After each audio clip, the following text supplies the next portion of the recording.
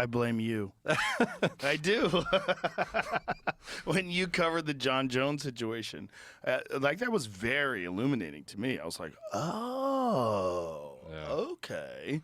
And then you were talking about the test levels and the epitestosterone to testosterone ratio and how it was all off. And all of these points seem to indicate that someone who is supplementing with exogenous hormones. Yeah, it was like a pretty comprehensive picture that is hard to dispute with all the evidence presented. Like you couldn't be like, oh, for fucking sure, but it's pretty hard to refute what has been put in front of our face with the positive test results and all the other background context. Yeah, and it's also a guy who, he's a wild dude. Yeah. He's doing a lot of wild shit. He's doing coke. Yeah. It's not like his body's a temple.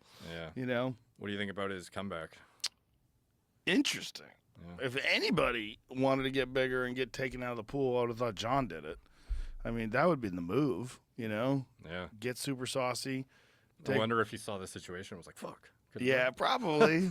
Because he's trying to come back naturally. But he's fucking big as shit now. He's like 255, 260 now. The question is, that's a lot of time off. But if Francis Ngannou versus Jon Jones is the big fight, well, Francis has had to take a lot of time off as well because Francis had a torn MCL and ACL, had to get surgery, reconstructed his leg, rehabilitated it, out for over a year. So that, to me, is very interesting. I like that fight because Francis has had a lot of time off, Jon's had a lot of time off, and, it's commensurate, at least close. I mean, obviously Francis has been more active recently, but at least that time off makes sense to me. And it's a very compelling fight. And I think Jon, his background, his resume does warrant an immediate shot at the title. He is absolutely one of the greatest fighters of all time. No ifs, ands, or buts. And him stepping up from light heavyweight, relinquishing the title, voluntarily saying, I'm done with this.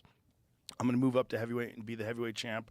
And then building himself legitimately into a heavyweight and then documenting it all, showing all the deadlifts, showing all the squats, put on size and put on some body fat.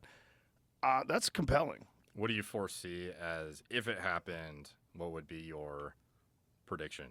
Well, the grappling of Jon Jones is very difficult to deal with. I mean, for a guy like Francis Ngannou, who was primarily a striker and was taken down on multiple occasions by Stipe Miocic and really dominated in their first fight. The question is, has Francis gotten better at grappling? Well, he definitely has because he beat Cyril Gane with grappling. That was the fight that he fought with his blown-out leg. And he fought Cyril Gane, who is a fucking phenomenal striker. I don't know if you saw Cyril Gane versus Tai Tuivasa. Yeah. Holy shit, is Cyril Gane good. He's so technical, so smooth, and his combinations are and Francis beat him with his grappling. So Francis's grappling, even with a fucked up leg, has gotten a lot better, but hasn't got to Jon Jones levels.